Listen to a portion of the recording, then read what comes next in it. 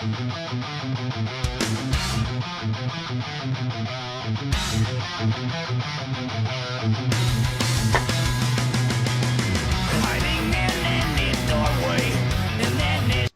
folks, Subsist68 here, and today I'm going to be reviewing another Megadeth album. But this time it's a negative review. Some positive, but a lot of negative. That album would be United Abominations.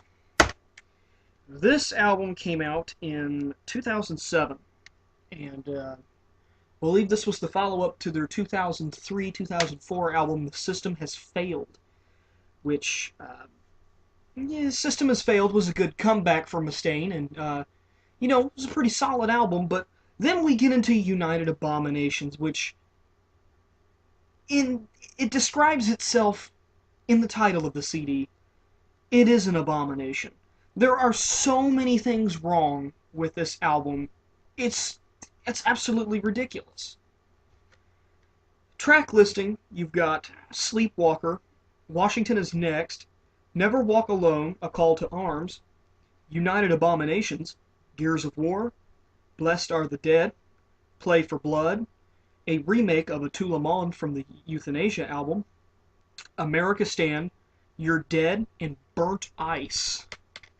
Now, at first, when I listened to this album, well, a couple years ago, they released Sleepwalker as a bit of a teaser for their new album, and I thought it sounded pretty good. Sleepwalker's a pretty badass track. It's one of my, it's in my top 20 Megadeth songs, which, that may be an idea for a video, but, definitely won't be done today. And I thought, well, this is going to be badass. This new album's going to be awesome. It's going to be better than The System Has Failed. Then I listened to tracks like United Abominations, Gears of War, Play for Blood, You're Dead, and America Stand. This is the album where Dave Mustaine is preaching. He is preaching his political beliefs and his discontent with the American government during the Bush administration. There's nothing wrong with this, except for the fact that I feel that his preaching hampered the musical process of this album, and overall, kind of put the album down the shitter. Some tracks that I do like off the album, as I've stated before, I like Sleepwalker, I like Never Walk Alone, A Call to Arms. It's a pretty decent track, and it's a pretty cool music video, despite how cheap the CG and computer modeling is in it. I like Blessed Are the Dead and the remake of Atul Evond, from which they added in parentheses, Set Me Free. I'll get to Atul Evond a little bit later. But this album, what I really like about the album, just from looking at it, is that the artwork of this album is great. I believe that the cover of the album was decided by a fan contest, if I'm not mistaken. And it's got Vic Rattlehead, the mascot, who's been completely redesigned here. Kind of looks, he looks a lot less, he doesn't look like that skinny skeleton thing that we're used to seeing. I've seen Vic Rattlehead in business suits and stuff like that, and just his face. I think Hangar 18, he was the single cover art, he was wearing like a lab coat or something, giving you that kind of look. But this is a bit of a different approach in terms of the artwork. He's a bit more muscular, he's holding a shotgun, and there's an angel behind him who, I don't know. And then you got the United Nations building, which is being destroyed by what appear to be missiles, but then when you look at those projectiles a lot more carefully, they're oil drums, and there are blood coming out of the oil drums. So you can tell just by examining this cover a little bit that this is going to be a very political album.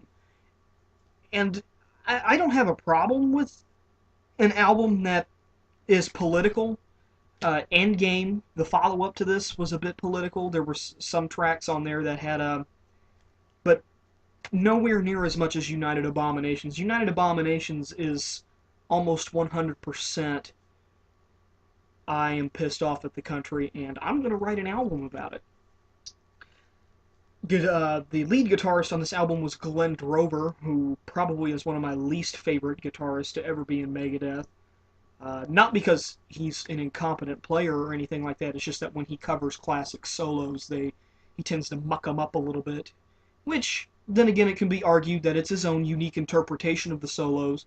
But when you kind of make a solo almost completely different, he's not as bad as Al Pitrelli. Al Pitrelli changed the solos almost entirely. Then again, he was improperly equipped to even be playing Marty Friedman's old lead solos anyway by playing a 22 fret Gibson Explorer without even having a trem on it. Tremolo, a whammy bar for those of you who aren't that technical into guitars.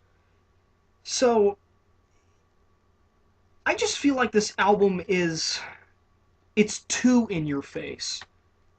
I mean, you look at some of the lyrics in here. Trying to think of a good example. Here's a good example. The fourth track on this album, United Abominations, opens up with what sounds like a radio broadcast, and I'm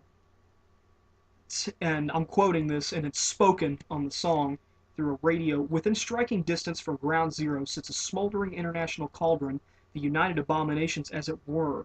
Born to prevent wars, it froze in the face of disaster and stood silent while terrorization took hostage the world. In a mine of hypocrisy, the UN ignores sex crimes by its blue helmets and enables terrorism, so in the end it's failed. And the UN is where our so-called friends get to stab us in the back, and we pay 22% of their tab to host our enemies here at home. Ambassadors from countries otherwise known as a catastrophe enjoy diplomatic immunity living in Manhattan. While their children are turned into prostitutes, it's a complete and utter disgrace, a blot on the face of humanity, and they get away with it. Now, that takes up almost a minute of the opening of the song. Do you know how annoying that is? I... It's unnecessary. You don't need that much text at the beginning of a song spoken through what sounds like somebody in a helicopter giving a radio broadcast. Despite how cool that effect may be, it definitely hampers the effect of the song. Let's see, what other subjects do we cover in Washington is Next? We cover a lot of conspiracy-like things, talking about New King, Evil King. It's fucked up. I know he doesn't do drugs anymore, but it's still fucked up. Never Walk Alone, A Call to Arms deals with him being a newborn Christian, which I don't know why people hate on that so much. Ever since that's happened, he's turned into even more of a badass. I mean, yeah, he was born and raised by Wolverines, satanic Wolverines by that, but now that he's a newborn Christian, it's only added to his awesome factor. I mean, look at some of his Christian artwork-inspired guitars on Dean Guitars' website. Pretty badass. Blood-splattered angel wings, an angel of death holding a scythe, cutting that multiple-headed serpent from the Book of Revelations. That's a pretty cool picture. It just showed up on their Twitter last night. It's his new double neck. It's a pretty badass guitar. I want one. Really bad. Gears of War was supposed to be in the game, the Xbox game Gears of War, but it didn't make the final cut. I feel that that track seems to be a bit repetitive. Nothing really that special there. Blessed Are the Dead is about the Book of Revelations and the Four Horsemen of the Apocalypse. I think it's a pretty cool track. It's not that bad, but then again, it's not that good either. It's a filler track. Play for Blood. I don't know what he was trying to go with this. I mean, it talks about killing a lot of people. For example, lyrics here.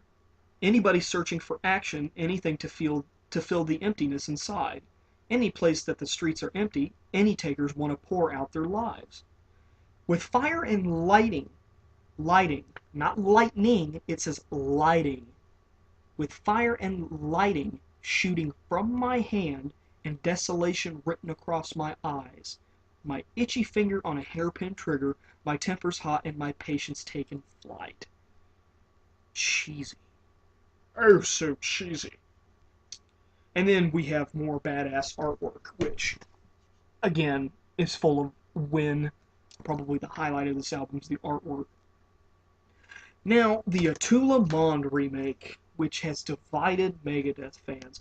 I like this new version a lot better because when I heard it on Euthanasia, I understand it's supposed to be a bit slow and melodic, but then when I heard the remake, I like the faster tempo of the song. I think it's a lot better.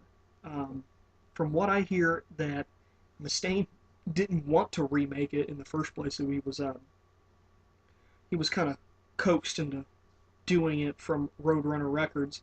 No problem with that. I think it's a pretty cool remake and a reinterpretation of a classic Megadeth song. America Stan talks about America being taken over by Muslim insurgents. I guess that's I don't know if that's the politically correct term. Muslim insurgents. Oh, no, the politically correct term is Islamic extremists. I'm sorry. Um, that's really all you got on that. Your Dad talks about him getting revenge. And then we have Burnt Ice, which talks about the epidemic of crystal meth in the United States. And it kind of describes what somebody going who's tripping on crystal meth would probably feel like. Which, coming from Mustaine, I'm sure he's probably done it before. And I think I could take his word for it on the description here in the album. So, as a straight up hard rock heavy metal album without the Megadeth tag on it, I would give it a 6 out of 10. But because Megadeth's name's on it, and they put their name on this, I can't believe that they got away with making such a shoddy album. I'm giving this album a 4 out of 10.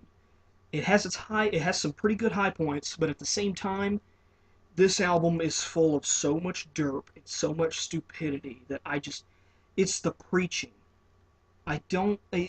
What he did on Endgame, where he had maybe two tracks of a little bit of preachy stuff, I didn't mind. Endgame is a fantastic album. But with United Abominations, the core content of the album, a good 5 tracks, if I remember correctly. Let's see, 1, 2, 3, 4, well, wait, no, 3, 4, 5, 5 tracks. 5 tracks off the album are that preachy political stuff.